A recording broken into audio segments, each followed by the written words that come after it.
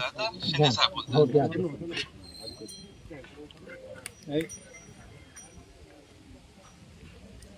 Hello hello.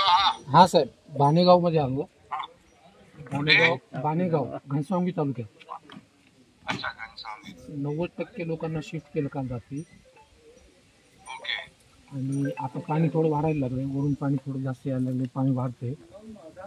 सगळे गावकरी पण माझ्यासोबत, मी पाणी दाखवतो तुम्हाला.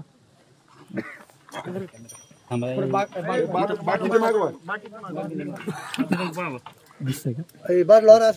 पाणी आलंय, पाणी. हो, पूर्ण हे गावात पाणी शिरले पाणी आता. आलंय. लोकांच्या घरात पाणी गेलंय. हो, घरात पाणी गेलंय. जवळपास 90% लोक शिफ्ट केले. आणि घनसावंगी आणि अंबड तालुक्या मतदारसंघामध्ये 10,000 लोकांना आम्ही शिफ्ट केलं.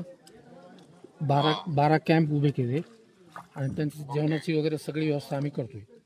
त्यांना जेवणाची व्यवस्था, त्यांना आता काही कपडे लत्ते अंगावर पांघरून वगैरे सगळं करा. सगळं व्यवस्था करतोय.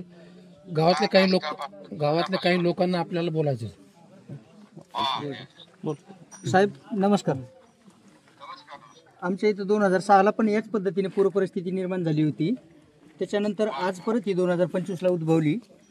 इथं सहकार्य चांगल्या पद्धतीने मिळत आहे आपल्या प्रशासनाकडनं आणि आमच्या लोकप्रतिनिधी दादाकडनं. परंतु आमचं असं म्हणणं आहे की बाबा ही पूरपरिस्थिती कायम जर अशीच राहिली दरवर्षी, तर हा आम्हाला जो जाणारा रस्ता आहे त्याच्यावरती 2-3 पुलं आहेत सर.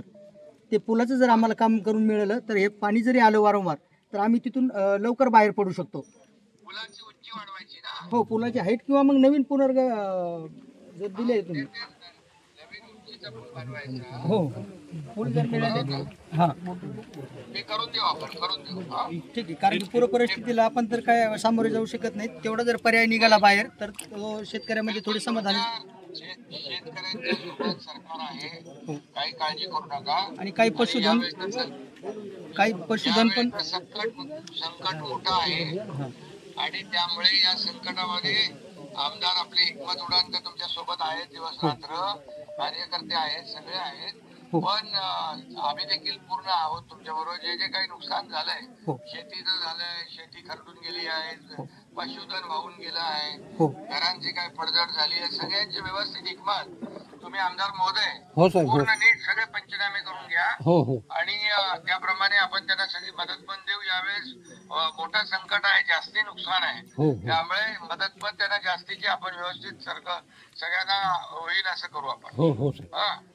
आणि पुलाचा विषय येतो तर लगेच तुम्ही कलेक्टरला पण हे करा. मी कलेक्टरला पण सांगतो आणि संबंधित विभागाला सांगतो त्याचा प्रस्ताव बनवायला. चालेल साहेब, चालेल. हो सर. प्रस्ताव बनवायला सांगतो मी ताबडतोब. चालेल साहेब, चालेल. ठीक. ओके. हो, धन्यवाद सर.